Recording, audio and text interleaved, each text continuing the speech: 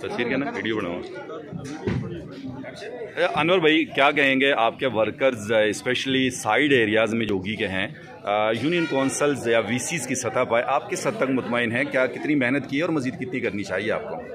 Doctor साहब, आज नहीं उसका शुक्रिया। आज आपने देखा जिस तरह ये वर्कर कन्वेंशन था, हालांकि इतना बड़ा प्रोग्राम नहीं था। अगर बड़ा होता तो हम बड़े काफ़िलों की शक्ल में आते, तो फिर भी मैं समझता हूँ कि 45-50 गाड़ियाँ उगी से आनी, हर यूनियन कौंसल की सतह पे हमारी नुमाइंदगी हुई है।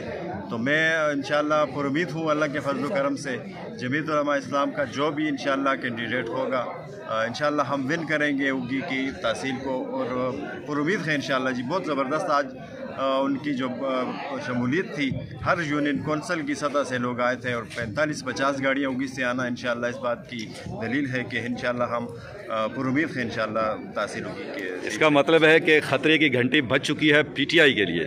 जी, अल्लाह के फजल करम से जी, हमारी सीट का जो इंशाअल्लाह टिकट का फैसला हो जाए तो आप देखेंगे करीब 8-10 दिनों में आप इंशाअल्लाह एक बड़ी रौनक मचेगी तहसील उगी पे। Thank you so much.